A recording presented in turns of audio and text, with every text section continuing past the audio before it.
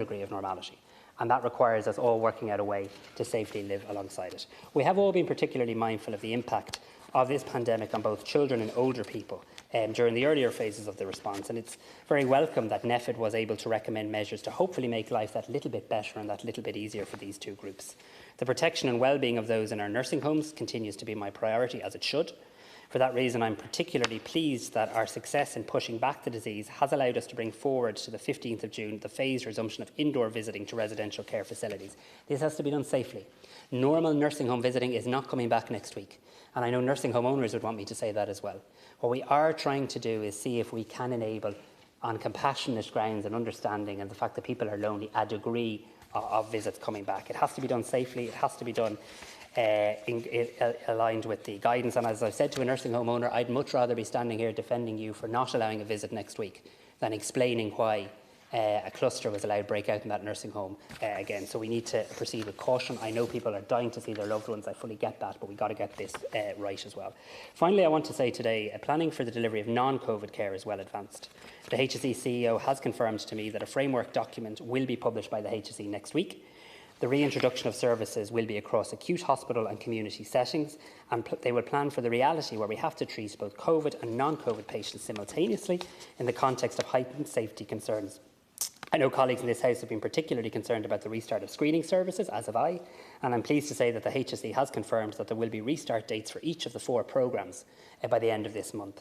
We are making great progress as a country. We should be proud of the collective contribution every citizen in this country has made, but we must continue to be cautious. On the 5th of June, the Director General of the World Health Organization said that for countries that have seen reductions in the levels of the disease, the biggest threat now is complacency. As much as we would wish it, we cannot now decide that we've done our bit and the threat is gone. As a country, we've suppressed the virus because of the willingness of the majority of our population to change their everyday behaviour and to maintain the change. That remains our massive ongoing challenge now, Ciara. Thank you very much, Minister. The usual rules now apply both to Fianna Fáil and Sinn Féin of 15 minutes each, and all other parties and groups of 10. If you're sharing your time, please indicate at the start of your contribution, and please, members, especially in the larger parties, please share your time appropriately so that you can all get in. I'm not going to police it for you.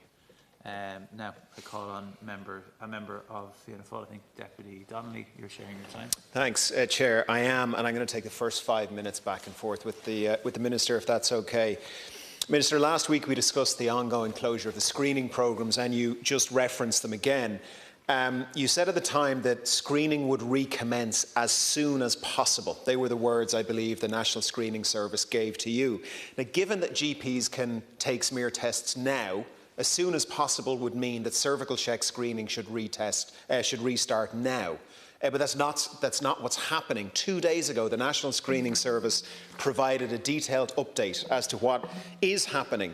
As you say, they won't announce the restart dates until the end of this month, even though GPs say they can start now. And they say that screening is expected to have begun a phased reintroduction by the end of summer. Now, that means that hundreds of thousands of people are not going to be screened at the same time as doctors are saying they are ready to do screening now. This morning on radio, the clinical director of Breast Check said, "We're not in a position to give you any kind of indication as to when we hope to resume full services." The approach also seems to suggest that screening won't start until symptomatic cases are dealt with. Bowel Check, for example, the National Screening Service has shared that there is a several-month backlog just to provide care to people already identified as high risk, and the implication seems to be that screening won't reopen until this backlog is dealt with. The logic, therefore, for cervical check and bowel check screening seems to be, because we can't provide the post-screening care, we're simply not going to screen you. That worries me greatly. It seems to take away from the patient the option of sourcing other care somewhere else. But it just seems to defy logic to say, because we can't provide the care, we're not even going to tell you whether or not you are at high risk. Can I ask you, Minister, are you satisfied with the timeline of starting at the end of summer? If GPs are saying we can do cervical screening now, why are we going to wait several months before they start to do it? Can I ask what level of capacity from the private hospitals is being brought in to provide the downstream care, such as colonoscopy, histopathology and colposcopy? Thank you. Well, thank Deputy Donnelly. As you know, the 4 national screening programmes, breast check, cervical check, bowel screen and diabetic retina screening, were paused in March in line with public health advice, paused in many countries around the world, including Northern Ireland, here on this island as well. It was put in place to protect patients and to protect staff as well. It is important to say that people who were in the system at the time of the pause have continued to be treated. For example, breast check women who'd been screened continue to have their assessments completed and their treatment plans mapped out. Surgeries continue to be scheduled. For cervical check, colposcopy assessments and follow-up treatments continued for women who'd been screened before the pause. I am glad to inform that the 4 screening programmes are now finalising their plans, and I am satisfied that this week we have more information than we had last week, that we are really getting to a point now where the screening programme is able to say that by the end of this month, restart dates for each of the 4 programmes will be announced, and also that screening is expected to have begun on a phased reintroduction by the end of the summer. I could also share with you that the National Screening Service have said to me, probably for the reasons the deputies outlined, that cervical check and also the diabetic retina screening are expected to restart first, followed then by breast check, followed then by bowel screen. There's a lot of work going on to modify screening units, and this obviously has to be completed before the restart, along with the final analysis on the effects of the COVID-19 measures and the pace and throughput of the screening cohort. So screening invitations will then be issued on a phased basis according to clinical prioritisation. I won't be satisfied like you until these programmes are all back up and running, but I am satisfied that there is an incredible amount of work being done by very dedicated clinicians, and also now that we're seeing engagement with patient advocacy groups that perhaps we hadn't seen a couple of weeks back, and I think it's important to keep that information flow going. Thank you, Deputy Brown. Thank you. I'll be taking 2.5 minutes for a question and answer. Raising the issues of mental health and also briefly respite care. Minister, mental health specialists are confirming an increase in the number of people presenting with depression, anxiety, self-harm and other mental illnesses. I've been warning about this for some time now in this chamber. The impact of the lockdown on people's daily routines, not being able to see loved ones, not being able to grieve in a humane way, the loss of jobs and businesses, and the impact on frontline workers of witnessing firsthand the many distressing events of the last couple of months are all taking their toll. And this is taking its toll from the very young to the very oldest. Family resource centres are reporting a significant increase in demand for parent and family supports for counselling and mental health services. The latest CSO has found young adults are feeling more downhearted, depressed and anxious, while risky behaviour is increasing. Those rating overall life satisfaction has fallen to just 12.2%. But we don't need statistics to tell us what everyone is seeing every day. People are struggling, and for some that struggle is getting more and more exhausting. The 4th wave of a pandemic is the mental health wave, and that wave is rapidly turning into a tsunami, and that tsunami is already breaking on the shores of this country. I welcome the intention to publish a refresh for a vision for change, but that is a 10-year plan. We need to see a cross-departmental mental health task force up and running straight away. We have one for tourism, but not mental health. Will this task force be established? And if so, when will that happen? On the issue of respite, Minister, I would like to know why we have a time frame for pubs and restaurants opening, but not respite services, not even an indication yet. Carers are exhausted. Thank you. Deputy Brown, Minister, please. Thanks very much. I'll come back to the Deputy in relation to the issue of respite in the interest of time in writing, but I take the point that carers are exhausted. I do know that my colleague Minister McHugh is working with the HSE specifically in relation to a summer programme that I hope will see some day respite in the first instance for children, but I'll come back to you with a more detailed note in relation to that. When I acknowledge the work Deputy Brown has been doing in the whole area of mental health, as you say, at the request of this Oireachtas last Thursday evening, I received government approval for the new Vision for Change, a shared vision.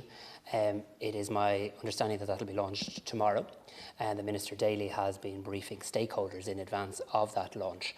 And I think once we launch that document, I think we do need to take Deputy Brown's challenge, which he's been putting to us for quite a few weeks in this House, in relation to what we can do immediately in terms of a task force. I did hear from Mental Health Reform and others who, not to speak for them, but wanted to be very clear that any such task force would be aligned with the Vision for Change document, I think we'll be in a position to do that. We'll also launch next week a new crisis text line, which will be Ireland's first ever 24/7 text service, particularly aimed at younger people and teenagers as well. But in the interest of time, I won't take any more now, but Vision for Change tomorrow I think will be an important step in the task force. Minister. Deputy Butler, please. Minister, I want to return to the issue of nursing homes once again. As we are all aware, nursing care and residential homes bore the brunt of deaths caused by the pandemic, with 62% of deaths occurring in this particular sector. As we prepare for a possible second resurgence of the pandemic, I believe we have to learn from the last 3 months. Test, trace and isolate is the mantra for success. I have called for and raised with you recently the importance and the necessity for regular testing in nursing homes and residential homes. Today, Dr. David Navarro, the World Health Organization Special Envoy, attended the Dáil COVID Committee by video link. I asked him about regular testing, and he said that taking a comprehensive approach to include frequent testing and paying real attention to what is happening inside these facilities will help to reduce the risk and maintain the health of the residents. He also stated that virus testing quite frequently, perhaps at weekly intervals or even more often if there is a concern, should be considered. I also asked him about the high levels of deaths in this sector, and he did specify that Ireland is certainly at the upper end of the spectrum in that regard. But to be fair, he did say not all countries release all their figures the same way that we do. So, Minister, just to reiterate, regular testing will provide some degree of reassurance for those in nursing and residential homes, their carers and their families. We must learn. So, if you could give me any update on how we intend going forward, I'd appreciate it.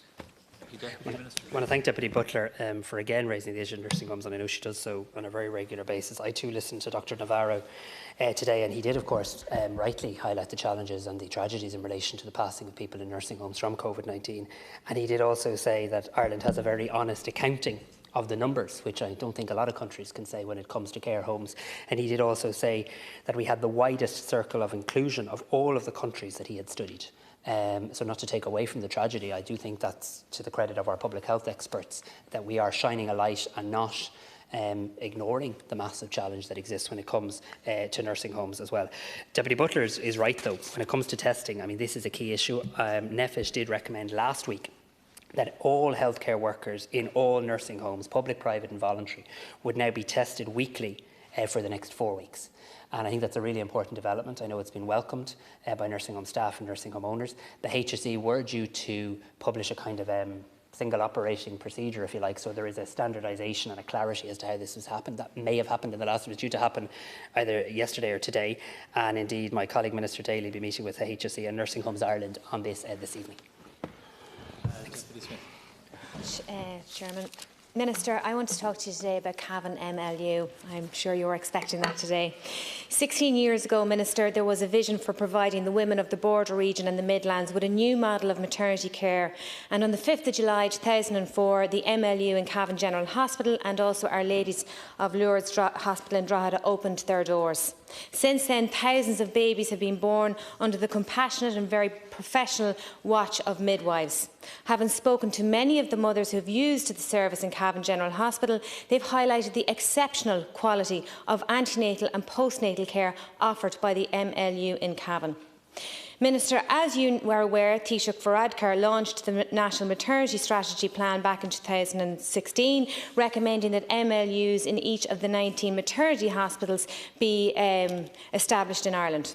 So why would the RCSI group even suggest a merger or realignment and ultimately limit the choice of women? It flies in the face of the National Maternity Strategy. Minister, can I ask you a couple of really important questions and ask you to address them here today? Have you received any correspondence from the RCSI group to talk of such an alignment? Can you assure the women of the border region and the Midlands who want this service that you would support it into the future and would not support any closure of the facility? Can you explain why there would appear to be a culture and lack of support for the midwifery-led unit in Cavan when Drogheda is thriving? Can you assure the women that bookings will reopen, because it is my understanding that they've been closed as of the 1st of June? And will you commit to bringing in the RCSI CEO and demand answers to why there has been such created created such terrible uncertainty and doubt around the future of Cavan MLU.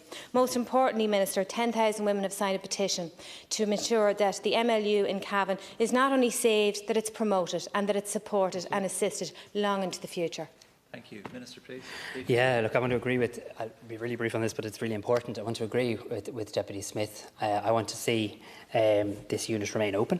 I'm meeting tomorrow with midwives from Cavan Hospital with the INMO. The National Maternity Strategy is very clear, as you rightly say, in this regard. We need more choice for women in terms of birth and pregnancy, and a midwife-led and indeed community-led schemes are both a very important and fundamental part of the National Maternity Strategy. My department was not informed of any intention to merge the services, and also on the 5th of June, the National Women and Infants Programme applied for a drawdown of new development funding, which is being provided for maternity services in 2020, and included in this funding is funding for an advanced midwifery practitioner in Cavan to provide additional senior midwifery expertise. So I absolutely intend to meet with the RCSI group. This can't go ahead, and I'll update you when I meet tomorrow. Thank you, Minister. Yesterday, the Taoiseach said that Ireland was compliant with WHO guidelines and in line with European Union countries in regards to the use of face masks.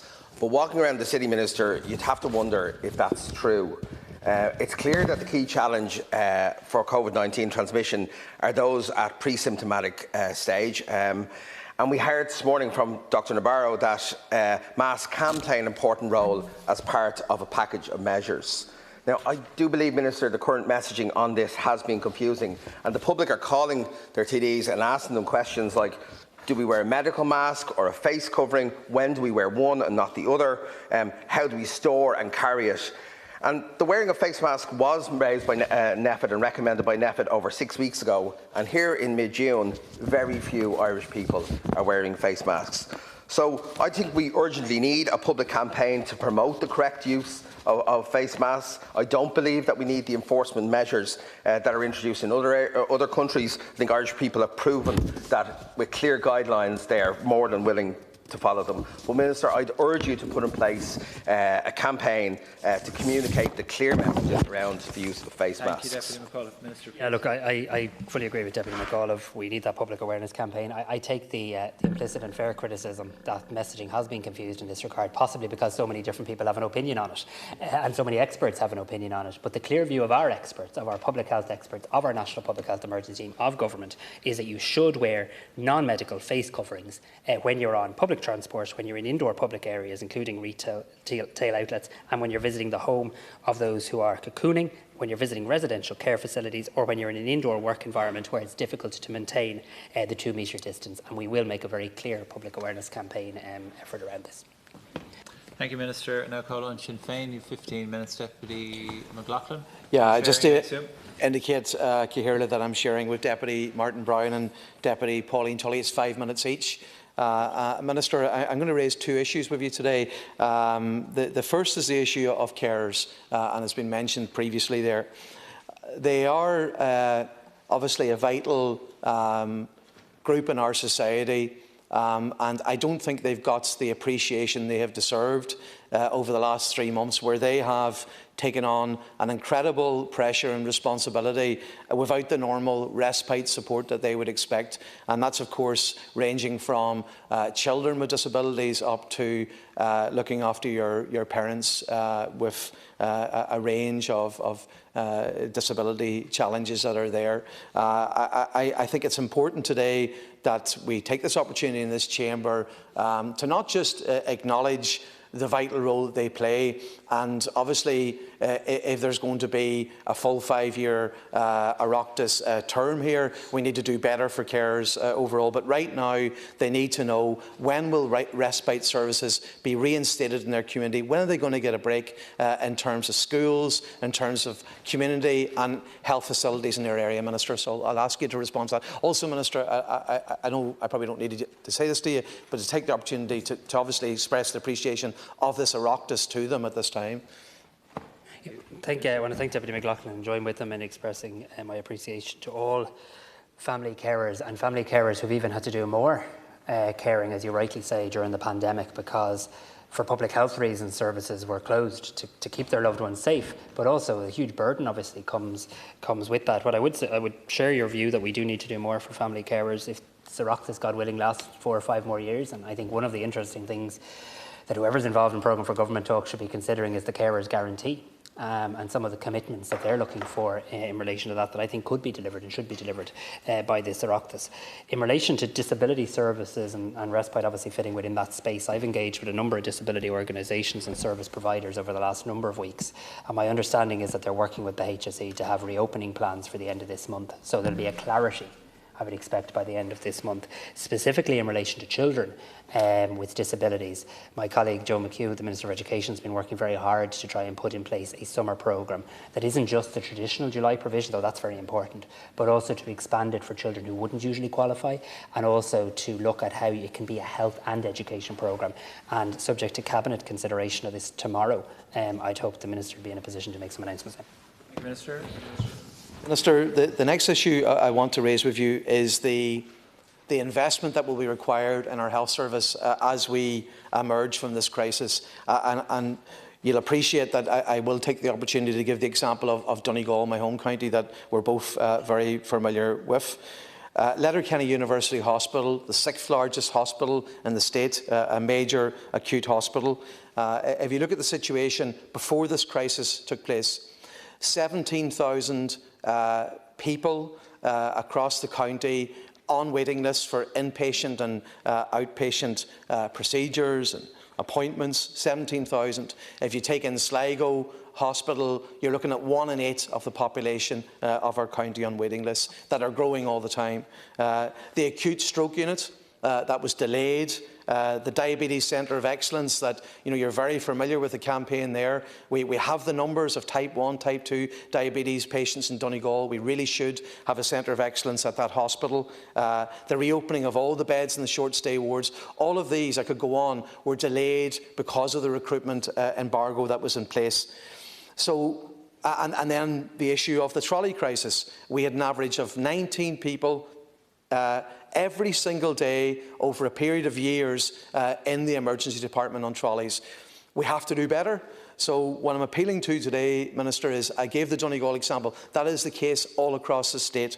What are your plans? What is your vision in the next government to have the necessary investment in nurses, doctors and beds and to move that transition to sláinte care?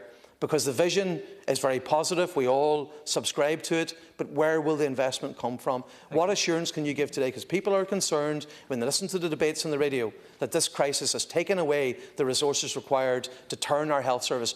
One thing that we need to learn from this crisis is we can never have the health service we had going into this crisis. We must have a very different health service. I'd like to hear your reassurance on that today. Thanks, Deputy McLaughlin. Firstly, I suppose I can't be so arrogant as to presume I'll be a part of the next government, but I've taken the broader points that you make in relation to the need to do healthcare differently. The advice and guidance I'd give to this Oireachtas and whoever's Minister for Health and whoever's in government is we have to do 2 things. Yes, we're going to have to put the capacity in place, and capacity does mean beds and does mean staff. But the second thing that COVID is really going to make us do is what we should have been doing anyway, but it's new models of care. So hospital avoidance, keeping people in the community, telemedicine. And I've had some very interesting meetings over the last week with the INMO, with SIPTU, with the IMO. I know they're up for it. I know disability providers are up for it. So I think models of care alongside capacity. And yes, this is going to require very significant investment. I agree with you, and in Donegal as well. Deputy Brown. Minister, I'd like to raise the issue of the ongoing delay in establishing the Cervical Check Tribunal. Minister, the 221 Plus Cervical Check Patient Support Group are concerned at the delay in establishing the tribunal. Its establishment by the Minister for Health was delayed due to the COVID-19 lockdown. They know the Department of Health are working on a plan to reschedule its establishment, but they're anxious to get some clarity as to when exactly that will happen. So the first question I'd put you is, can the Minister give an update on the establishment of the tribunal and an idea when it will be formed? I'm going to get a bit parochial here for the next couple of issues. I would like to raise the issue of the number of hospitals in Tipperary regarding St Bridget's and Carrick-on-Shore, where there are serious concerns amongst locals regarding the Department's plan for this hospital, and when it will revert to its pre-COVID-19 role as a community palliative care and Respite Service Hospital. It was designated as a step-down care facility for COVID patients, but has been empty now for a number of weeks, and the staff have all been redeployed. I've already raised this issue with the Minister on the 20th of May. I did not receive confirmation as to when St Bridget's will reopen. This hospital not only covers South Tipperary, but South Kilkenny and North Waterford. So will the Minister clarify when St Bridget's will be reopened as a community hospital? I'd also like to raise the issue of the underutilisation of the primary care centre in Carrick-on-Shore, which opened in 2018, but has several empty rooms at present. In my own town of Cashel, there is ongoing concerns with the government's plan for Our Lady's Hospital. Again, I raised the issue of Our Lady's with the Minister on the 20th of May, and you confirmed that patients from St Patrick's Hospital were moving to Our Lady's on an interim basis. The closure of the hospital in 2007 was a huge loss to the region, as it has increased pressure on Clonmel General Hospital. Will the Minister confirm the long-term plans for both Our Lady's and St Patrick's Hospital in Cashel and make a statement to that effect? The issue of St Michael's Mental Health Unit in Clonmel is another area of concern which I have already raised with the Department. Tipperary has a lack of dedicated mental health services. Last September there was a protest in Clonmel over the lack of mental health beds in Tipperary. I would like to reiterate the call for the reopening of a dedicated mental health unit in Clonmel. A county the size of Tipperary, Minister, having no full-time mental health services is crazy and unfair. So I want to ask the Minister if he can confirm that following the recent refurbishments of St Michael's and the work on that unit, will it be reopened as a dedicated mental health service after the COVID crisis? The issue of the University Hospital Limerick has consistently had one of the highest levels of overcrowding, an issue that will return post-COVID if nothing is done.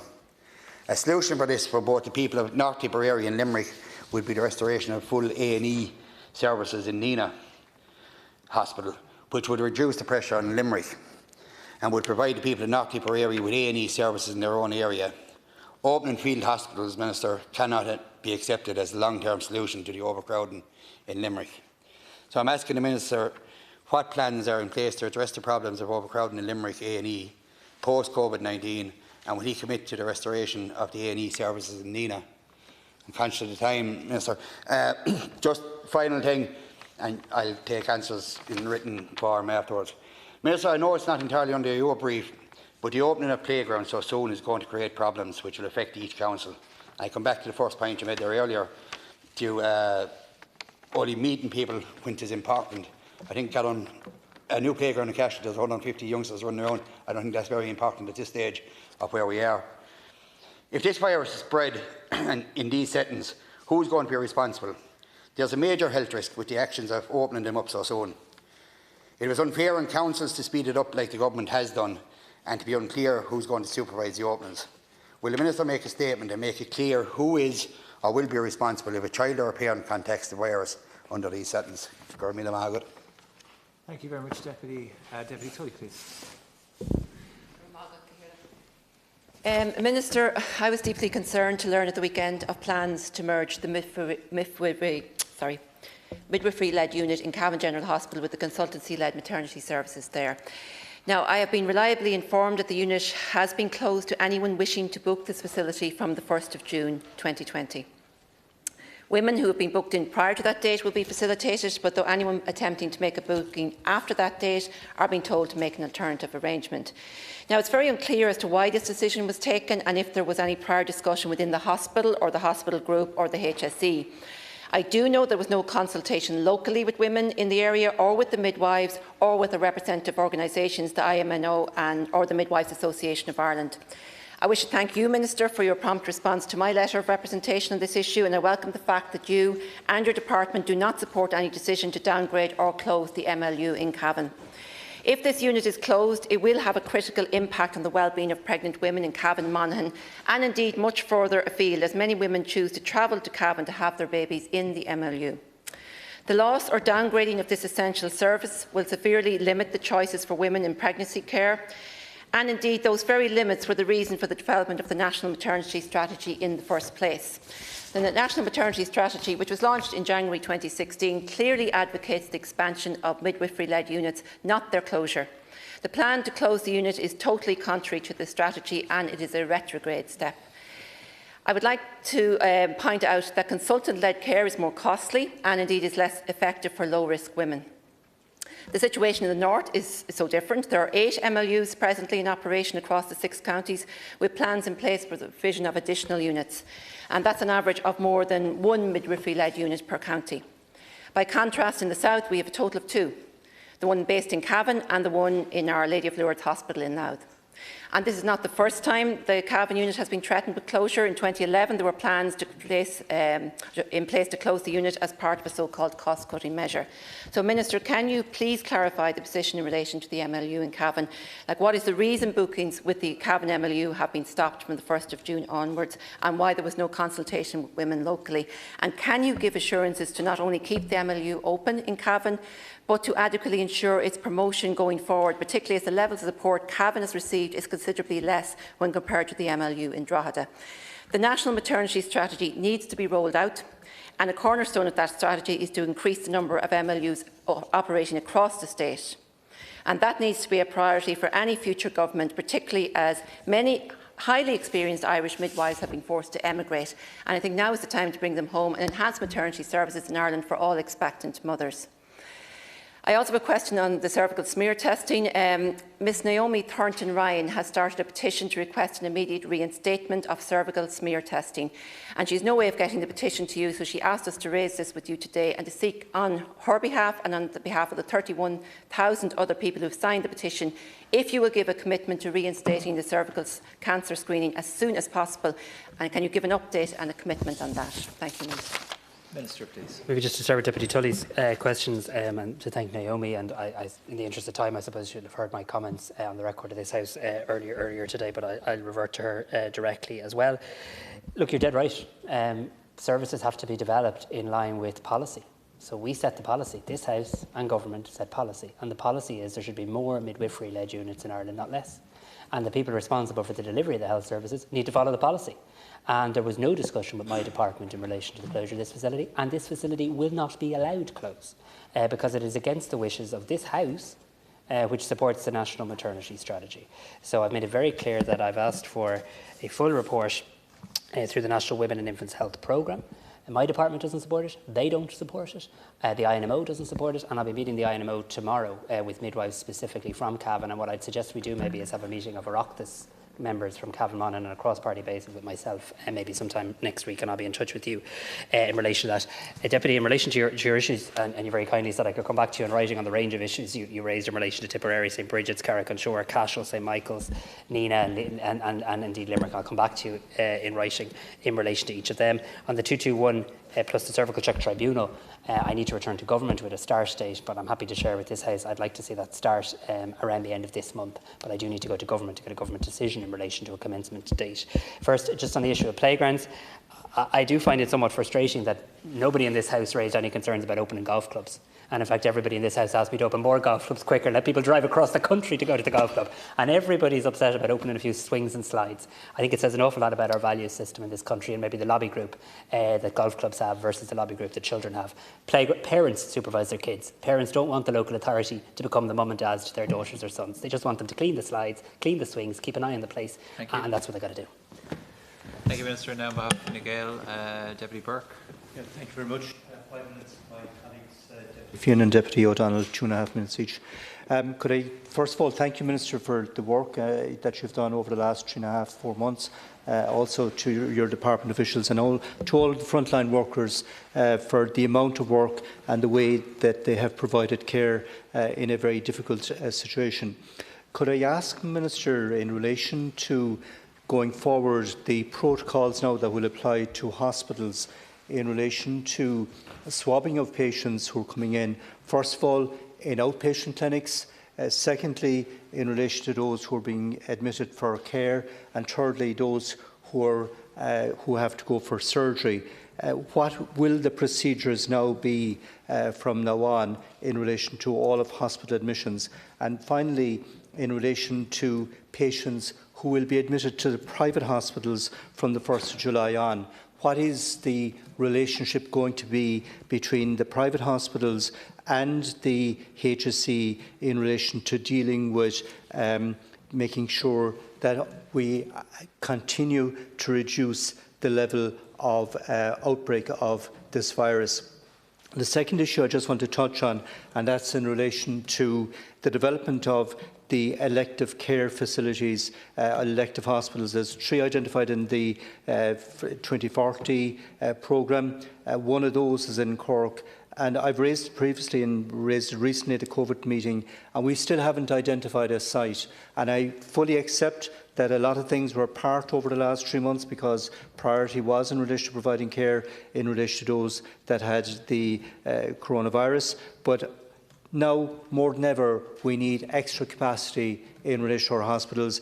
And when can we go forward in relation to Cork, in relation to the elective hospital, identifying the site and going forward through the planning process? Thank you, Minister. Thank you, Deputy Minister. To officials in my own department, the HSE, and our incredible frontline staff. It's very kind of them, and people have been working extraordinarily hard.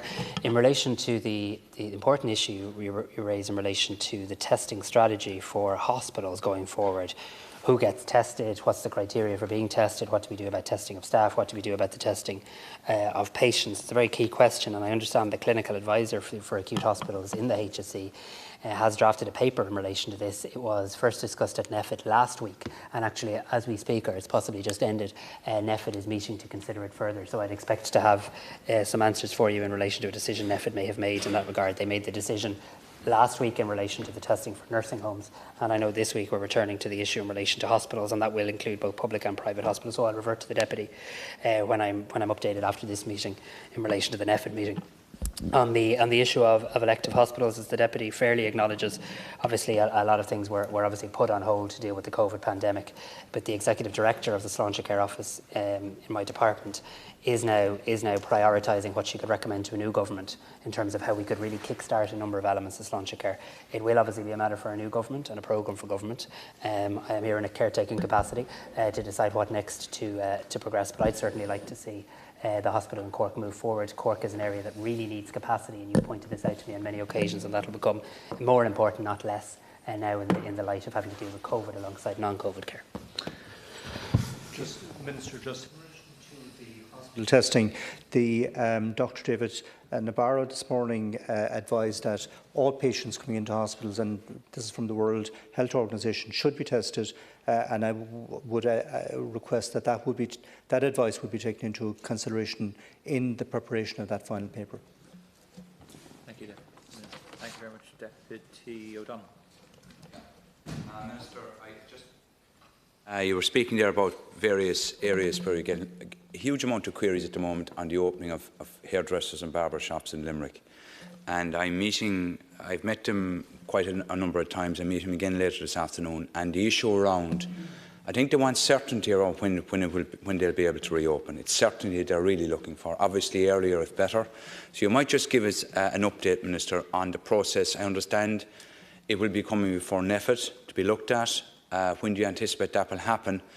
When do you expect that we'll have a decision made in that area? Because you will appreciate, apart from the hair salons and barbershop owners, there's a multitude of the public going around with hair down to their knees, right?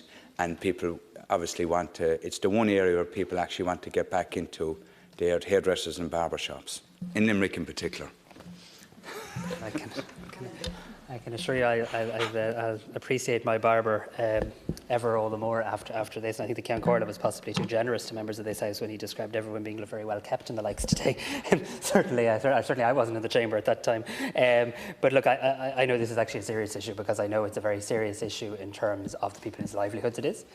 This is an industry that employs a lot of people in towns and villages and cities right across our country. And just like every other industry, they want certainty as to when to get back.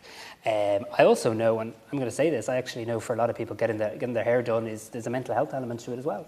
A lot of our older citizens get their hair done every week, not because their hair necessarily needs to be done every week, because it's part of how we feel good about ourselves, and there's a health and well-being aspect to that I acknowledge as well. As you will know, there was a plan to have a phase 3, a phase 4 and a phase 5 of the roadmap. NEFIT have recommended that it could be possible to do it now in 2 phases rather than 3. We're now looking at what belongs in each phase. NEFID will provide guidance to government on that. I presume they may have started consideration of that today, and it's likely government will consider that next week. So I'm hoping that by the end of next week we'll have a direct answer to the question in terms of what phase do each of the remaining sectors fit into. Thank you. Deputy Fian. Thank you, Minister. I welcome the fact that you have selected Sligo and Dublin as the first counties, as you said, for the new antibody testing, and this is very, very welcome. Minister, I had an unusual request last week, and it was from a constituent of mine who wanted to know when social dancing in Ireland could return due to strict guidelines.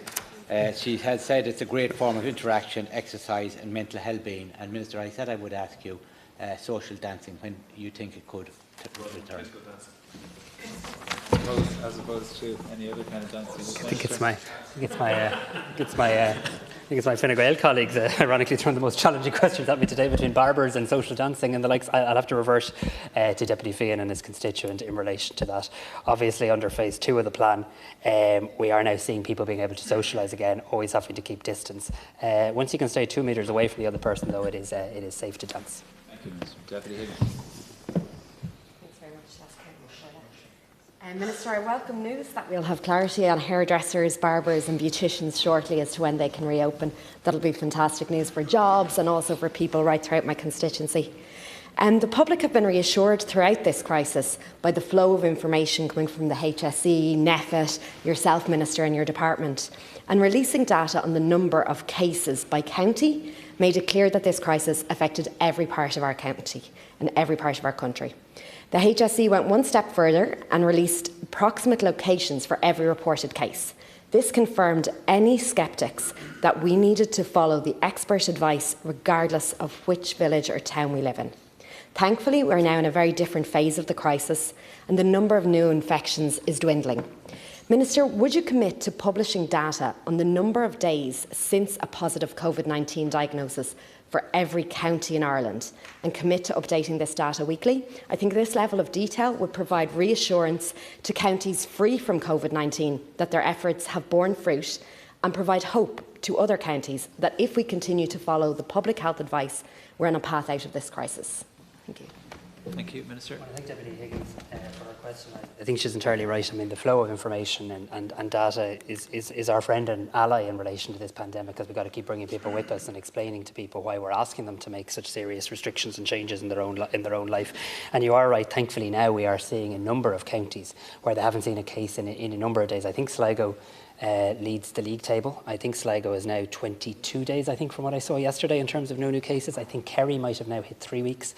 But there's a number of counties that haven't seen a case, thankfully, in quite a period of time. And that's one of the reasons why we're asking people to stay local, so that by the time we get to the end of phase 2, hopefully, we've further weakened the grip of this virus on lots of parts of our county. So certainly I'll ask the Health Protection Surveillance Centre if it's possible to do as you suggest. I think it seems very sensible and very helpful. Thank you. Finished? Okay, I now call on the Green Party, Deputy Noonan.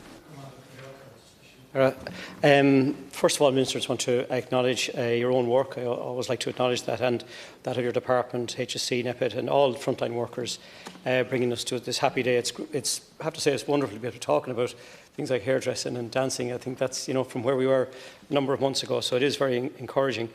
I suppose at the outset, I just want to acknowledge the work of Women's Aid, National Women's Council of Ireland, Rape Crisis Centres and Women's Refuges, who are working vastly under-resourced to deal with the fallout from COVID, from gender-based violence. I attended a seminar this morning and listened to harrowing stories of violence towards women and children, and it is important we acknowledge this, the vital work of these organisations from a health perspective, a mental health perspective, and to ensure that whoever is in government in a few weeks' time, that these organisations are adequately resourced to do their work. Minister, with regard to testing technologies, we currently seem to be mostly using the RT-PCR. What other testing technologies, in your opinion, should or could we be using? And are there more efficient testing technologies being used in other countries? My next question. I have heard a number of incidents where dentists are in some cases no longer able to take on medical card cases due to the cost of PPE. The cost is not recoupable to dentists under the medical card scheme. And if this is the case, and it is contributing to poor health outcomes for medical card holders, many, I'm sure, in need of urgent dental treatment following the easing of restrictions.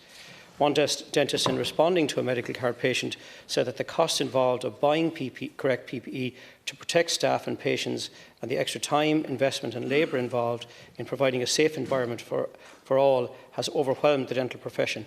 Is this the case, Minister? If it is, it does need to be corrected as a matter of urgency, and is funding an issue? We saw the world's largest plane arriving in Shannon yesterday, delivering PPE, and perhaps some of that could be used to help the dental profession.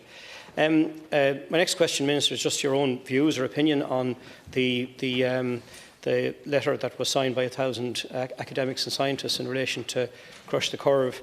And it would seem to me to be a compelling case, given how painstakingly close we are to eliminating the virus on the island of Ireland.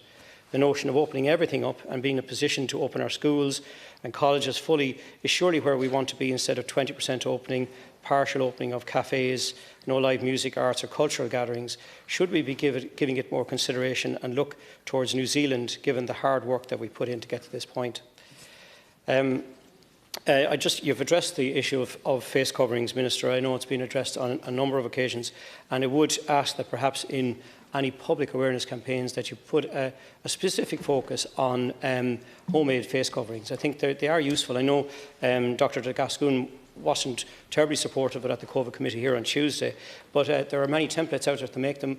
We have them hanging beside our keys in the hall, and they should become, I think, a part of daily lives, and put them into the wash in the evenings, part of our routine on a daily basis. And then perhaps another possibly happy occasion. One of the side effects of the COVID crisis is that many couples have had to postpone their wedding celebrations, with many having rescheduled to the end of July or August. The guidance provided by the Government is that small weddings could take place in Phase 4 from 20th of July and larger weddings in Phase 5 from the 10th of August. Presumably, when coming up with this guidance, the Government had some rough numbers on what small or larger meant. The Minister will appreciate that planning a wedding takes some time. For example, telling a couple at the start of Phase 4 on the 20th of July that they can have at their wedding 25 people will be of little use.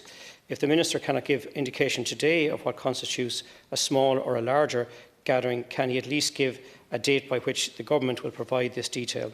The Government has seen fit since the 8th of June to allow more than 25 mourners at a funeral, and it would be fitting to give couples this certainty. I know my own town, Minister, of Kilkenny is twinned with a municipality in Italy called Formigine, and I was talking to the Mayor of Formigine, Maria Costi, last week, and they were at the epicentre of COVID in Italy, and they were able to host weddings in the town hall last week, and it's a fantastic, happy occasion. So I think some guidance on that would be really useful. Thank you, Deputy Noonan. Minister, please. Deputy Noonan, thanks for his kind words. A couple of really important issues here. I mean, in relation to the issue of domestic violence, gender-based violence, I want to thank the organisations that have been doing incredible work alongside the Gardaí. I visited the National Ambulance Service quite a few weeks ago with the height of this pandemic, and certainly they were seeing an increase in calls from people in relation to domestic violence. And you know, for so many of us, our home is a place of safety and well-being, but for some people, sadly, when they close their whole door, it is anything but. And I share your views that the next programme for government and the next government and this Oireachtas has a huge body of work to do in relation to supporting those organisations, but perhaps a broader conversation in relation to consent and how we raise our kids. And, you know, I think there's a big societal piece as well, but maybe that's for another day. In relation to the issue of other tests, yes, I mean, we're always considering other tests, including you know, faster tests, more rapid tests. And the National Public Health Emergency Team did commission, as you probably know, HICWA to do a health technology assessment to examine the alternative diagnostic approaches for the detection of COVID-19. These alternative approaches included an antigen detection test and the detection of antibodies and other rapid tests. Now, work is currently underway internationally to validate the analytical performance of the different diagnostic tests. And until that clinical performance becomes more clear, we can't currently recommend them, but we are always keeping this under review, and I think you're right to raise it. In relation to the issue of PPE and dentists, I met with the Irish Dental Association on the 8th of May and again on the 15th of May, and I had my officials meet with them on the 26th of May. My department's continuing to engage with them. Indeed, I spoke to the HSE CEO yesterday in relation to this. That plane you referenced, that massive plane, the world's largest plane landing in Shannon, I think it is a stark reminder for us that the biggest plane in the world only had enough PPE for 12.5 days, or 3.5 days at the height of this pandemic so far. That gives you a sense of the scale. We do need to have a conversation about PPE as we go forward and who's responsible for providing it and the likes. So we're continuing to engage with dentists, but I accept it's a real challenge for them and I'd like to see us help them.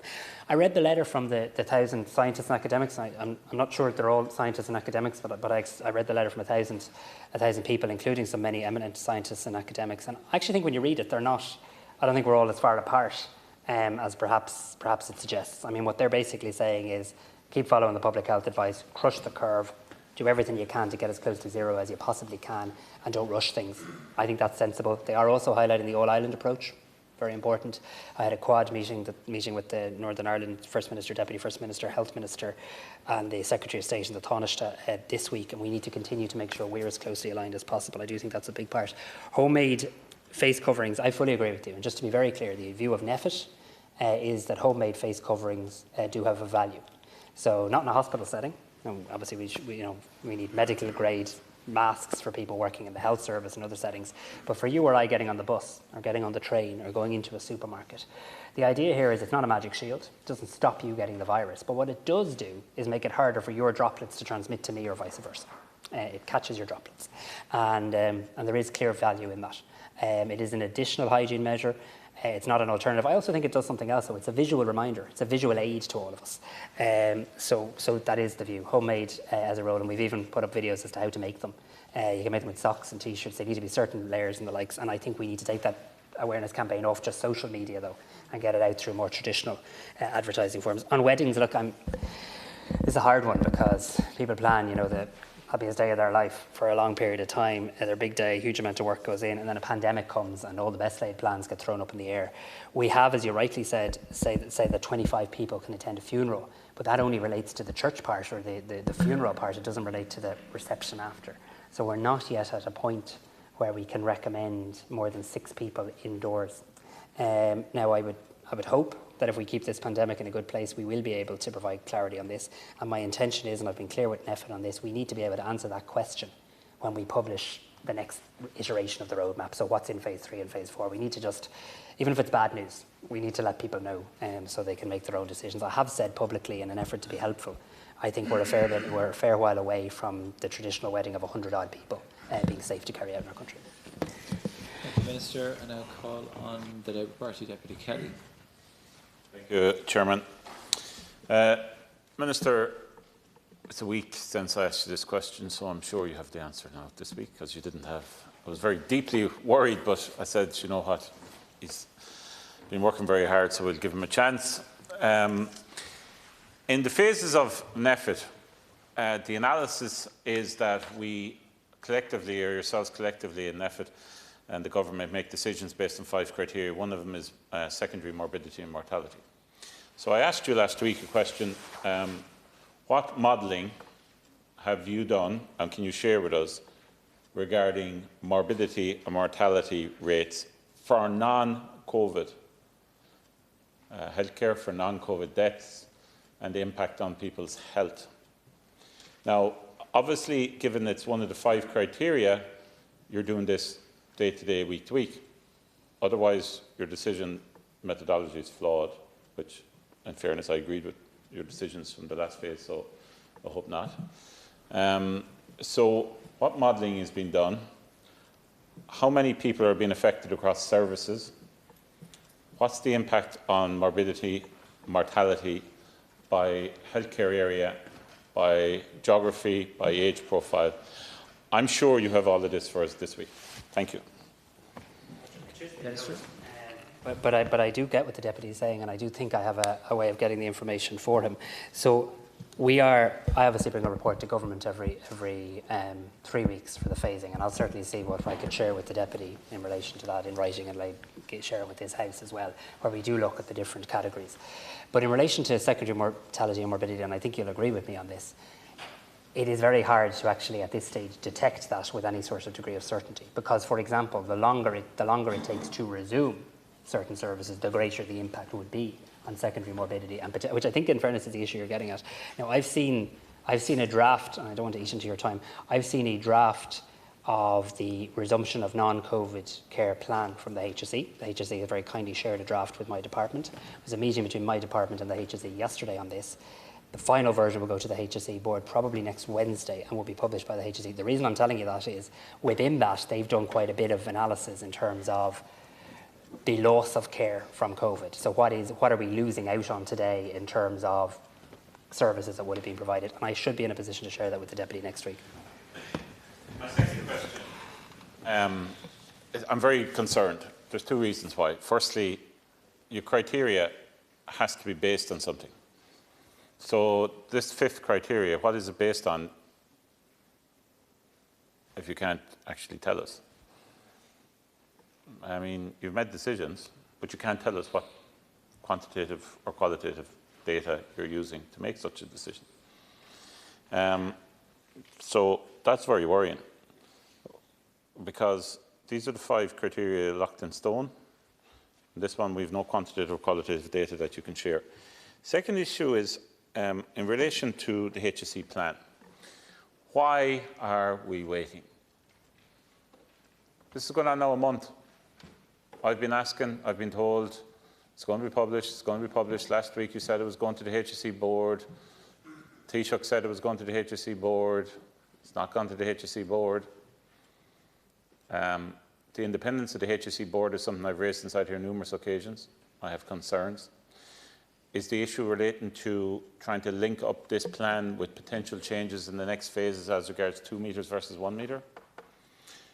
There is an impact on health services in relation to 2 metre versus 1 metre. Is there a concern that to publish a plan that actually would worry people, there's a concern that they don't want to publish the plan because the volume of services will be actually so low that people really understand, the public really understand how deep a crisis we're going to have now in relation to non-COVID healthcare provision.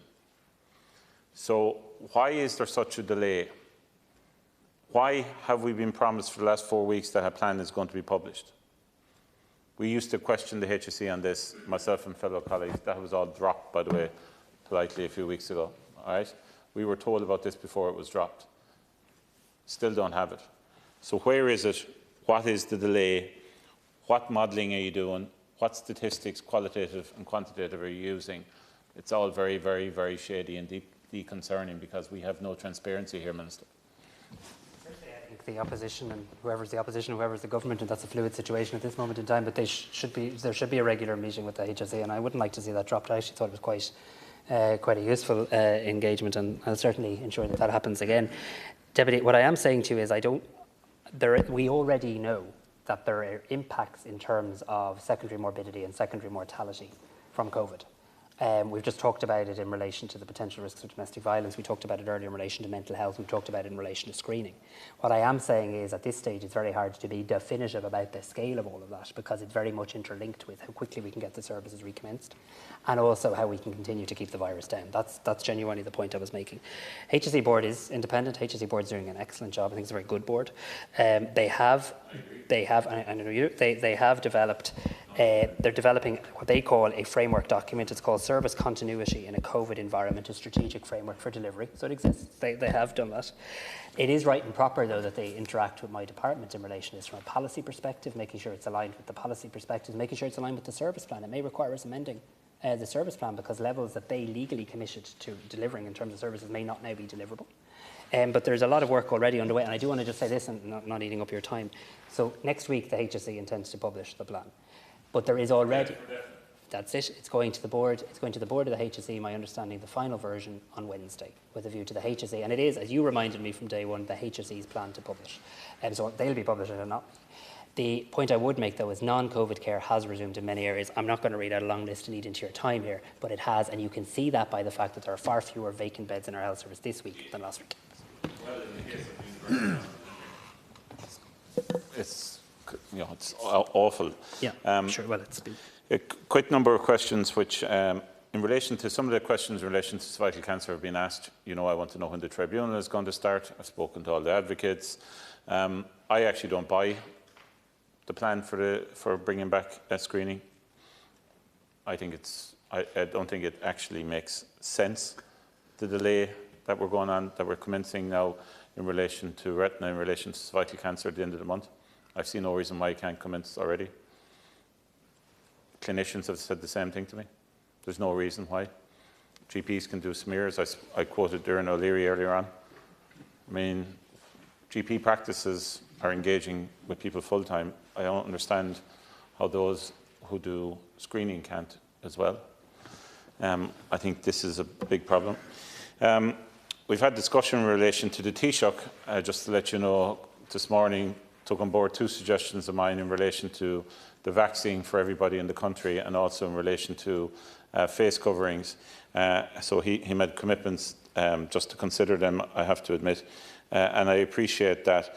When it comes to 1 or 2 other issues, when it comes to our capital plan, because as you know, I've asked loads of questions in relation to various different projects.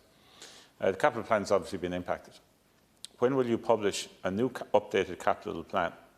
And will you do so in the next couple of weeks to give us a status on National Maternity Hospital, Children's Hospital, various different projects around the country? And may I re-emphasise again the need for a new maternity hospital in Limerick. So you might answer that. Have you considered legislation or an order in relation to face masks in certain settings like public transport? How many doses of the vaccine, the flu vaccine, are in order? Because we do need to ramp up, prepare if we're going to go for everyone in the country, and that there's a time lag in relation to that. What is being done in relation to HPV vaccine, the second dose, which is something I'm very passionate about for a long time, in relation to that? What is the plan to make sure that the period isn't too long to make it unusable? And finally, when it comes to the issue I've raised now 5 weeks in a row, people with intellectual disabilities. I mean, I'm convinced that the 2 metre, 1 metre thing on June 29th is going to be a key point for lots of services outside of health, but also in health. People, intellectual disabilities, children or adults, I've raised this numerous times, they are really regressing. Can we not get some services out to them, pretty soon? Please, please. Thank you. Deputy Minister, very briefly. Very briefly, but in relation to the capital plan, I think honestly that is going to fall to a new government. I mean, a new government is going to have to make some very big and key decisions in relation to capital plans, and there's only so much we can continue to do in this interregnum. We kind of have pushed the boat over things like Vision for Change because it was important, but at some point a new government does have to take a hold. But there will need to be revisions to capital plans, of course there will, absolutely. In relation to flu vaccine, thank you for your advocacy on this today. I think you were very effective in that regard, and we'll see where that brings us. And I will ask the HSE in relation to making sure there are an ability to order enough samples. In relation to cervical screening, I fully accept your bona fides on this. I think it is one of the screening programmes that will be first to recommence, and I'm continuing to engage on a weekly basis with the National Screening Service as well. And on the intellectual disabilities, just particularly in relation to children, I hope Minister McHugh and Government will have some positive news in relation to some supports for those families tomorrow. In relation to adult services, from my engagement with organisations, the end of this month, they should all have restart plans. On behalf of the SOC-Dems, Deputy Shortall, please. Minister, I've given you notice of my intention to raise a very serious and urgent matter with you here today. It concerns the brain tumour research study proposed by Beaumont Hospital and Genomics Medicine Ireland, a commercial company which intends to use the DNA from brain tissue samples obtained from tumour patients. Research in this area is critically important, but it should, of course, be carried out under the auspices of a state body which ensures appropriate regulation, transparency and public buy-in, with a specific public benefit remit. Ireland is an outlier in not taking such an approach. What is proposed here is that these samples will be used to create large DNA databases to which access will be sold for commercial purposes. This project raises huge ethical, privacy and public interest issues. The proposal was comprehensively rejected by the Health Research Consent Declaration Committee, the body charged with making decisions on these key issues. However, a subsequent appeal of this decision was puzzlingly and worryingly upheld. The handling of this issue by the state has been questionable, to say the least. Under the proposal, GMI is not required to obtain consent from patients or the families of the deceased. Instead, against all best practice, an opt-out arrangement was agreed with a limited requirement for newspaper advertising and a deadline of tomorrow, the 12th of June. That period has coincided, as you know, with COVID-19, and because of that, public awareness of this significant proposal is very limited. Therefore, Minister, given all of the concerns and big question marks around the probity, data protection and ethical aspects of this proposal, I'm making an urgent appeal to you here today to extend tomorrow's deadline for patients and their families to opt out in order to ensure adequate public awareness. And I hope you'll accede to this request. Thank you, Deputy Minister. So in relation to the last point the Deputy made, I fully agree with her. And when I received her letter yesterday, I think, I immediately set about seeking to see if I could do as the Deputy asked, which was to mandate that there would be an extension to the notice period for the reasons the Deputy has fairly articulated. I am informed that the regulations do not permit me as Minister to amend the decisions or vary the conditions. However, I want to say very clearly on the record of this House, I believe the deadline should be extended. I note that the Health Research Consent Declaration Committee very kindly sent me a copy of the letter that they've sent you, where I know that they've outlined the process. I think they sent the letter today, and they've now also written to the people involved in the project, highlighting this issue and seeing if they would amend the time period. They should amend the time period. I support you in your call in relation to this. I don't want to eat up the rest of your time in explaining the public health test that would have been applied, the independence of the group, etc., etc. But the principal point you make is where there's an opt-out rather than an opt-in. There is a greater burden on those carrying out the research to make sure that everybody who wishes to opt out has an ability to do that. And I think your concern is that that may not have been the case. I share your view in that regard. That's why you can't extend the deadline. But I would ask you, given that Beaumont Hospital obviously is a state-funded body, that today you would undertake to pick up the telephone to Beaumont Hospital, to the person responsible or the section responsible, and request very seriously that the deadline be extended. I mean, there are lots of questions around this whole project, and really I have serious concerns about it, but the most urgent aspect is that the deadline needs to be extended. So will you undertake to do that today? I will. I'll undertake that. My office will make contact today with the HSE and Beaumont Hospital to outline our view. I could, but in the interest of time, I don't think you wish me to. But the health research regulations do provide for an independent and diverse health research consent declaration committee, and then obviously an independent appeals panel, which has to have regard to the evidence before it, and it sets the safeguards and the time limits, and the regulations do say that I can't intervene in that regard. I met anything further on this, but right to you, I do have serious concerns about that panel, and I will be returning to this issue when time allows, because I think it's of the utmost importance. Minister, just another point I want to raise. A couple of weeks ago, I raised with you here the funding crisis facing many disability organisations for various reasons, COVID obviously, but also resulting from the 20 million cut that took place earlier this year in January. And 2 weeks ago in this House, you said, being blunt and honest, they will not be in a position to achieve this cut, and I've made that clear to them. We need to look at how we can formalise that and provide them with peace of mind in that regard in the coming days. And that was 2 weeks ago. Have you now clarification and hopefully good news on that? So my view absolutely remains and has been conveyed to the disability organisations, to the HSE and to the departments that saving, call it what we will, is not achievable in light of COVID. My department is currently, as we do in a number of matters, engaging with other government departments, and I do truthfully hope to be able to bring it to a successful conclusion very, very shortly. But that 1% I don't believe can be achieved this year. I do want to provide them with the peace of mind of a letter confirming that. I can't tell you today I have it, but I'm getting very close. Okay, I take it from what you're saying then, Minister, that sounds like good news, and that 20 million at least will be reinstated. So I hope I'm right in that. and that they'll be in use soon. The third issue I want to raise, Minister, is the question of City West. The HSE is paying at least €25 million for the use of the City West Hotel and Convention Centre as an isolation facility and field hospital. And it has the use of that facility up to the end of October. Now, earlier you were talking about the long-promised HSE roadmap. I'm really concerned that we're running out of time in relation to the arrangement with the private hospitals. So, there are beds there that should be completely, used to best effect. But also, City West should be. We're paying very good and very substantial public money for it, and we need to utilise that facility. Thankfully, we didn't see the surge, so the intended use wasn't required, although I would like to get further information on what the isolation rooms were used for.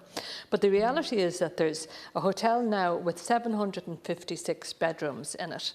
And there are also 300 beds in the field hospital. So at a time when there are long waiting lists for all kinds of health services, there are over 1,000 beds being paid for which are lying empty.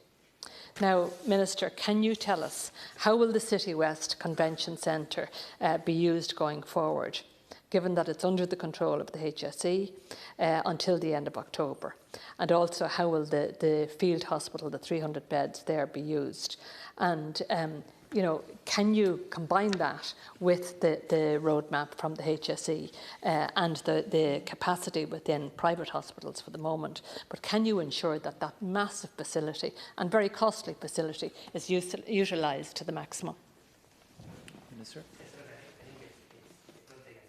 Is that we've had a low use so far, but it's not sustainable that continues to be the case. And I take that point. The low occupancy rates to date are a direct impact of the public health measures we had. I remember standing in what would have been that field hospital in City West with the Taoiseach and the CEO of the HSE, and I was thinking, it's great we have it, but I hope we never have to use this.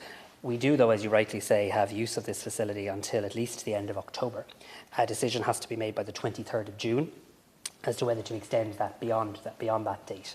The Department has been preparing for all potential scenarios, and there have been talks between the Department, the HSE and the Department of Public Expenditure in relation to alternative site uses in the event of a low surge requirement, which we now have.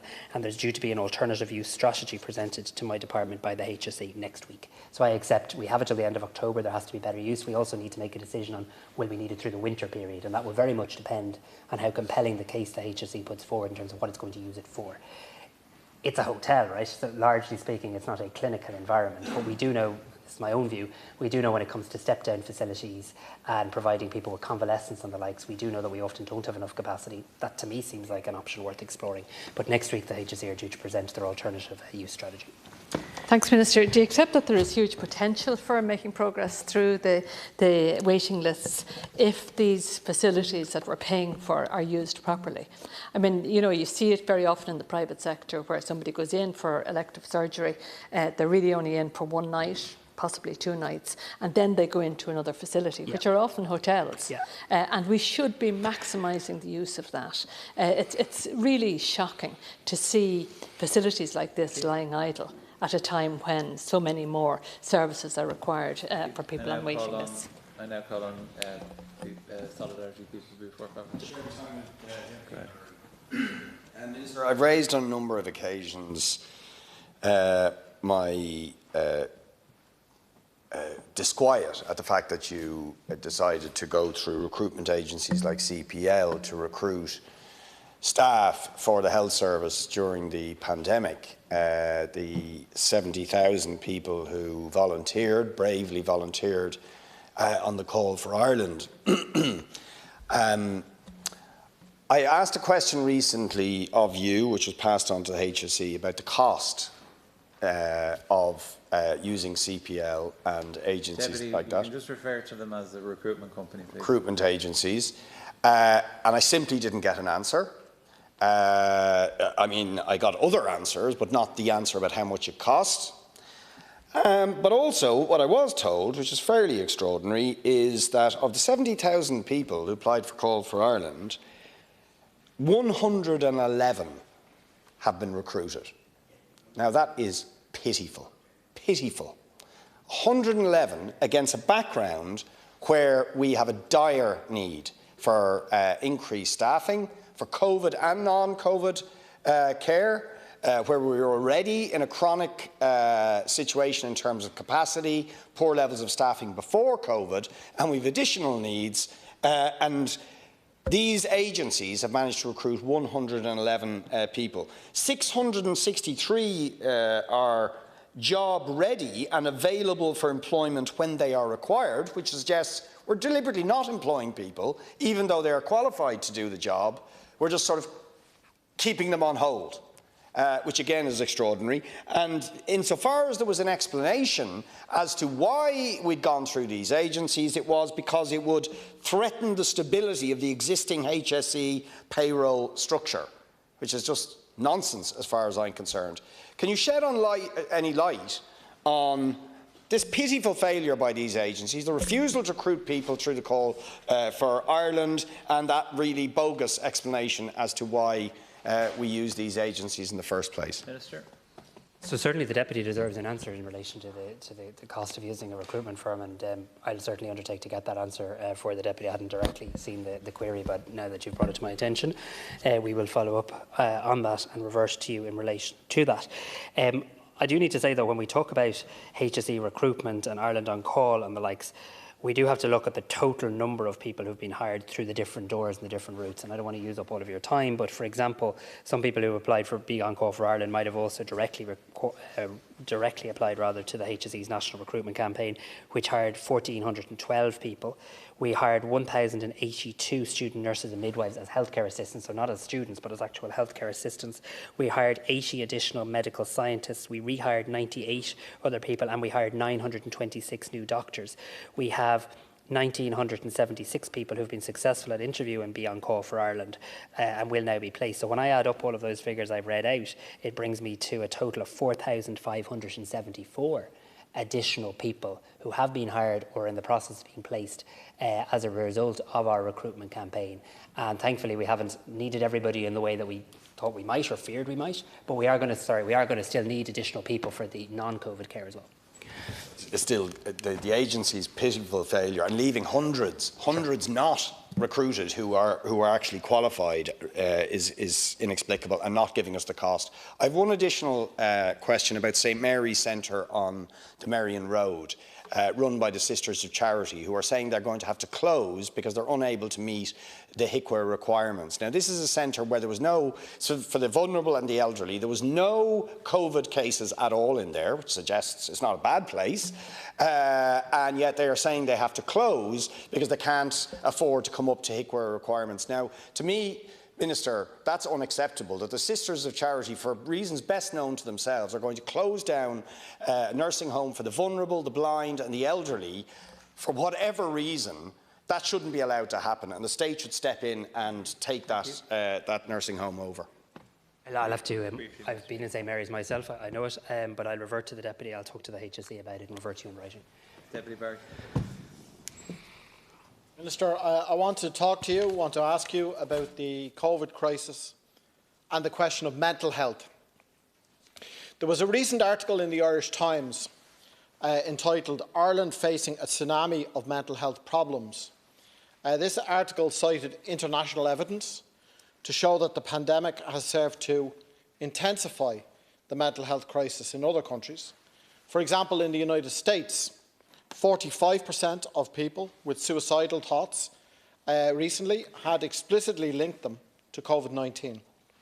Now, Maynooth University and the Centre for Global Health in Trinity College Dublin recently released the first wave of the Irish COVID-19 psychological study. The survey found 41% reporting feelings of loneliness, 23% with clinically meaningful levels of depression, 20% with clinically meaningful levels of anxiety, and 18% with clinically meaningful levels of post-traumatic stress disorder. An article recently in the Irish News estimated that Ireland would be among the top 20 countries in the world most likely to experience a surge in mental health cases as a result of the pandemic. Now, all of this comes on top of a situation where mental health services are already creaking at the joints from the pressures of demand in the context of underfunding. For example, the CAM service, 2,200 on the waiting lists, according to the last figures we have in 2019. In my own area in Cork Kerry, 162 people waiting for those services for a year or even more. Are our mental health services fit for purpose? I don't mean in any way to question the work of the staff, paid staff and volunteers who do heroic work, but even heroic work doesn't necessarily cut it when a mere 6% of the public health budget goes on mental health services, as opposed to many European countries which would be spending a percentage at least double or more of that. The result? A huge over-reliance on the voluntary and charity sector, a sector which is uniquely exposed to this crisis. For example, the way in which fundraising has been cut across. We saw what happened with darkness into light. Charities are expecting to lose income by up to 40% this year. 54% of charities are concerned that their charity may be unable to continue providing services for more than 6 months. So I put it to you, Minister, that what we have here is a real double whammy. On the one hand, underfunded services, creaking at the seams already before COVID, and now hit with a funding crisis. And then on the other hand, what that article described, a tsunami of mental health problems. What does it add up to? It adds up to a really, really difficult situation, and I think a situation which cries out for urgent action by the state. I would argue two things in particular: that there is a need for an immediate doubling of the state's mental health spend as a first step, and second of all, I think this points towards the need for the establishment of an Irish National Health Service, where the voluntary and charitable sector are integrated within fully a public health services. So I'd like to ask you two questions. Number one, to comment on the mental health crisis that we're facing as we move out of lockdown. And second of all, your position on the two issues that I've raised about radical increases in spending and the need for public health service to cover the mental health area. Thank you, Deputy Minister. I thank Deputy Barry for raising this very important issue, and I do want to say at the outset, because I'm conscious people watching in on this, like all of us, could be experiencing mental health challenges. So there is support available, and there's a yourmentalhealth.ie, a very useful website that can direct people to those supports. So I would encourage anybody in need of supports to obviously reach out. I think the Deputy is really right to highlight this. I think we're going to have a very serious mental health challenge emerging from this crisis. We've had people lose so much certainty in their lives, so much that they hope for the future has now been cast in doubt, at least temporarily. And that's why I took the decision, the unusual decision during an interregnum last week, to ask government for permission to publish the new Vision for Change, called Sharing the Vision, our new 10-year mental health policy. You'd usually wait for a new government. All of you in this House said, no, get on with it, publish it. It'll be formally launched by Minister Jim Daly tomorrow. Key to that, though, and this is my advice to the next government, my advice to this Oireachtas, key to that is going to have to be the implementation structure. That's where the last Vision for Change document fell down.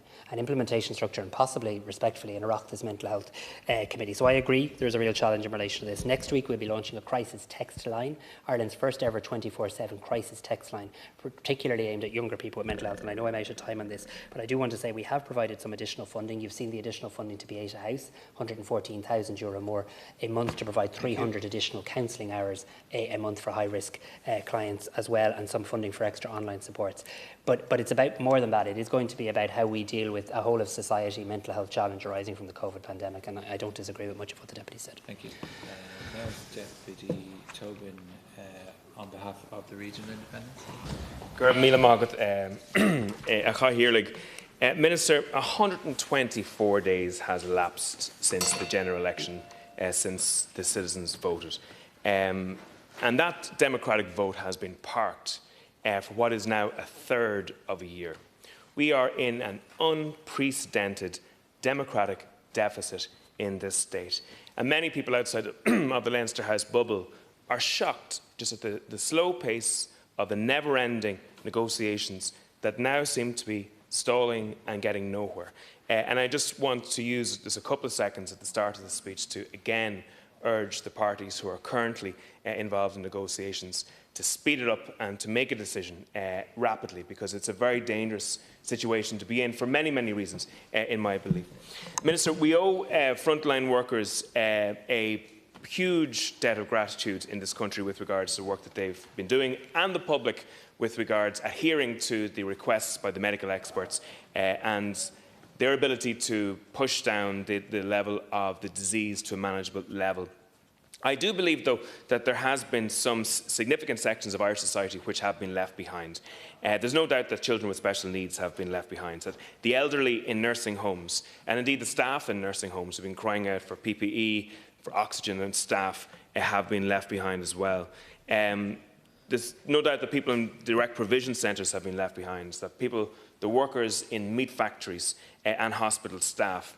But I do believe that there's a section of society that will probably suffer most from what's been happening, and that they are being left behind currently, and that we could actually do something about their situation radically right now.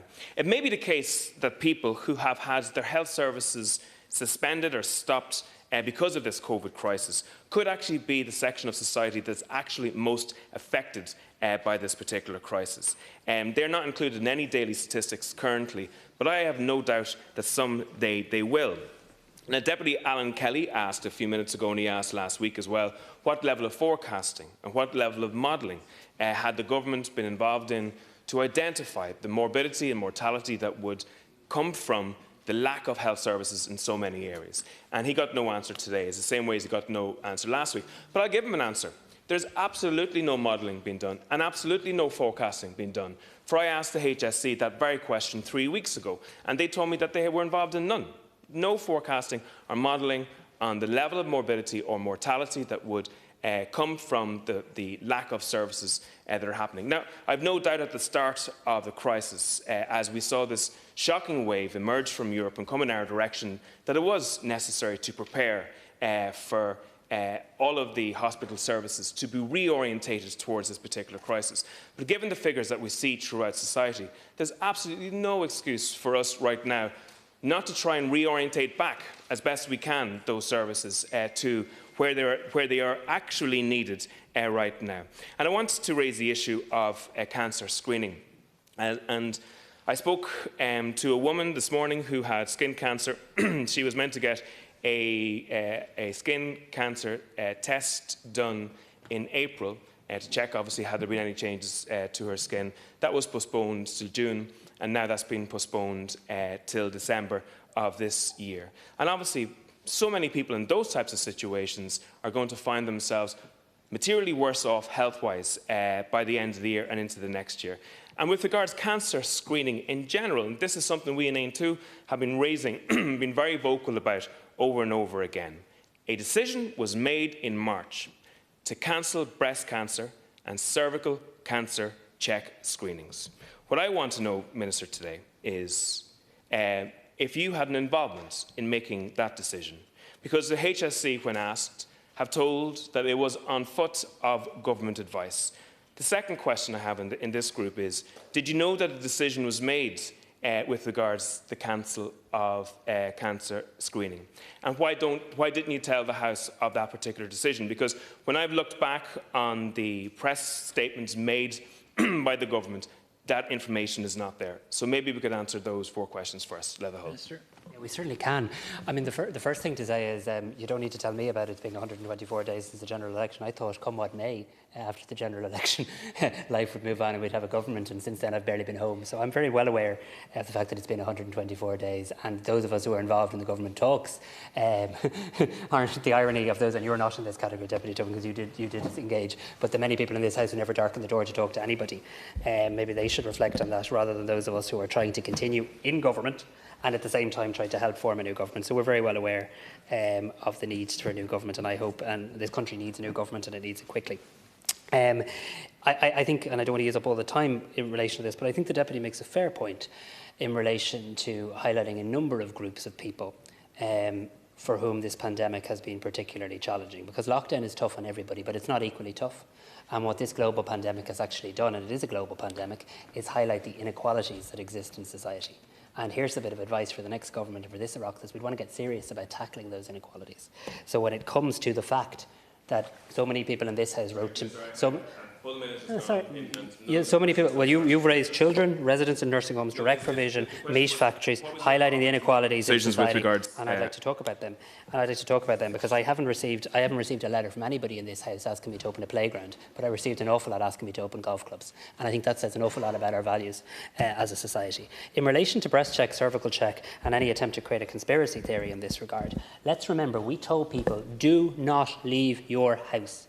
Stay at home, and we suspended all non-COVID care other than the most essential, in line with the National Public Health Emergency Team's decision to pause all services. I think it was on the 27th of March. It was a decision made by them. It's a decision, it was the right decision. It was a similar decision made in Northern Ireland, in New Zealand, in Scotland, in England, and in Wales. No involvement in that decision, Liz. The National Public Health Emergency Team made these decisions, and I accept their advice in full, support them 110%. But let's not create revisionism here. The idea that we'd be telling women who were not sick to go to health services at a time we were petrified everybody would get very sick of COVID is kind of ludicrous. To be honest, there's a good chunk of my time there, which has been taken, obviously. The four specific questions, I'm not sure if I have got a specific answer to them, but I'm going to go on to the next section if I can. We know from a document that was referenced in yesterday's Irish Daily Mail that up to 200,000 women are waiting for screenings. And the Chief Executive of the National Screening Service has warned that when this screening restarts, that the capacity will only allow for about 50% of the number of people to be able to be screened with regards to pre-COVID levels. Now, obviously, this is deeply worrying because not only have we this big wait for so many people now, but it also means by the time we get through that backlog, many months will have gone past. So my question is here, specifically in this, is what measures has the Minister taken, or will the Minister take, to make sure that we have the necessary capacity to actually address the cancer screening backlog that has arisen from that? And I'll just add on a couple more questions just on this. The last statement from the National Screening Service website was updated on May 5th. So it's not acceptable that many women are sitting at home deeply concerned with regards to their well-being, with regards to delays. And I just asked the Minister, I'd be grateful if the NSS could actually publish updates on the website more frequently so that people could actually get clear information on it. Minister, as well, a lot of information is emerging with regards to nursing homes and care homes here. A long list of decisions were made which have led to those who are most vulnerable in our society actually being the most exposed in this particular crisis. And I can't think of another situation in the history of Ireland where more people died in institutions at any one particular time. Care champions have echoed a request by Aontú in recent times that there will be a full public investigation into what's happening in nursing homes. And I'll ask the Minister, will he commit to a full public investigation here today? Gormagat. So with the measures that will be taken in relation to the National Screening Service, the women of Ireland will be reassured will be made in the line with clinical advice rather than my political views of the world. So I have already said to this House today that the National Screening Service will outline by the end of this month the restart dates for each of the 4 screening programmes. I fully agree with the Deputy. It's not acceptable that the website hasn't been updated since the 5th of May. I know they have been engaging with the Irish Cancer Society, the Mary Keating Foundation, 221 Plus Group, National Women's Council, but yes, that should absolutely be updated. In relation to the issue of nursing homes, the villain here is the virus.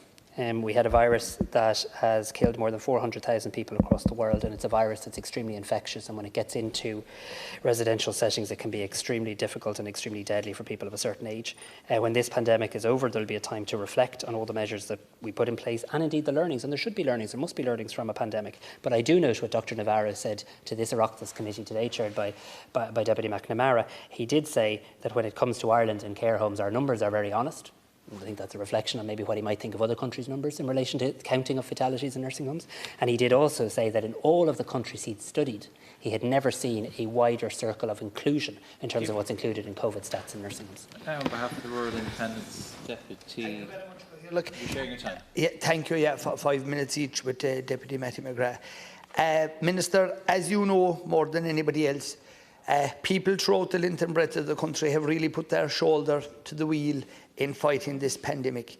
But the one thing that I would ask you, and I know great strives and great efforts have been made with regard to this, but again, it's a thing that we must keep upping our game at, and that is the contract tracing and testing. In other words, getting a quicker turnaround. We still have cases of people being tested and waiting what I would call considerably too long for their results to come back. So we need quicker turnarounds, and I want you to make a statement on that. With regard to hospital waiting lists, because of what has happened again, our private hospitals and our public hospitals have literally been shut down for what I would call the ordinary routine work that hospitals, which is so important, that hospitals have to do. We already had massive waiting lists. Those waiting lists, be there for cataracts, for hips, for knees, all the different procedures that need to be undertaken. They are now really backed up, and we need to start working through that job of work, which is going through those lists. We have people at home today in pain. We have people going blind. We have people who are in severe pain waiting for hip and knee operations. And I would ask you to make a statement as to how we can better use our hospitals to try and get through the lists in a quicker and more timely fashion than what we would have ever been doing before. I was very thankful to you, Minister. At one time in County Kerry, we are in a very unusual position. We have a public hospital and we have a private hospital, a very excellent private hospital and a very excellent public hospital, which are literally in sight of each other. We're one of the few places in the country that have that. And I was very thankful to you personally for meeting with the manager, the very excellent manager from the One Secure Hospital, the private hospital in Tralee. And at that meeting, we discussed many different methods of making the two hospitals work in a more connective way together. And I would like for you to expand on that, Minister. I want the HSE to work on that and to make those hospitals work better, because I know that we can. And I want you to make a statement on that. Rightly so, everyone in the country is complimenting our healthcare workers. But I want you to do a very special thing, Minister. I want you to stop, an unusual thing to ask you to do. I want you to stop praising our nurses. I want you to stop praising our healthcare professional people. What I want you to do, Minister, is to start paying them. I want them to be paid the money they're owed. I want the pay service agreements that were in place to be honoured. And I want you to specifically make a statement here in this House, explaining to me, because I can't understand it, why very, very important people who are the catering staff, who work in our hospitals, if we don't have people working inside in the catering staff, in the kitchens, if we don't have them, we don't have a hospital functioning properly. Why have those people not had an increase in their pay in the last 12 and 13 years? I can't understand that. That is not right. That is not proper. You know how much inflation has gone up in the last 10 and 12 and 13 years. And those people's level of pay, they haven't got €1 extra in all those years. That's wrong. And I want you to make a statement on that. And I also want you to clarify for me, please, with regard to beauty and hair salons. I already asked the Minister, the Taoiseach this morning. I want you to elaborate on exactly what are you saying now, what is the government saying with regard to the proprietors of beauty salons and hairdressers and barber shops. When are they going to be allowed to open and function properly? Minister, please. Well, I think the first thing we're saying is if we don't open them soon, I'm going to have to borrow your cap, because I think it's getting harder to stick our hair down every day. But there's a very serious point here, because there's lots of people, obviously, who want to go back to work, who make a living, who employ people in every town, every village. I did say earlier, there's also a mental health aspect to this. There's particularly older people who go and get their hair done once a week, not necessarily because they need it done, but because it makes them feel good, and that's important too. So what the government is doing is it's considering now the remaining 2 phases, and we hope it'll be 2 phases of the plan, and what goes in what bucket or phase, if you like.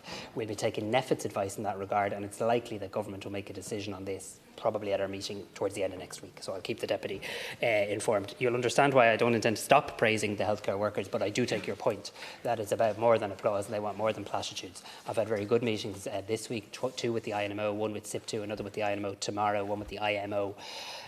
I think there's a job of work for the next government to do as to how we recognise that. On the catering staff, and I think it's an important point, and I was made aware of a pay agreement that wasn't being honoured, which I think related to a private arrangement, as in a private sector arrangement. I think that was a disgraceful act.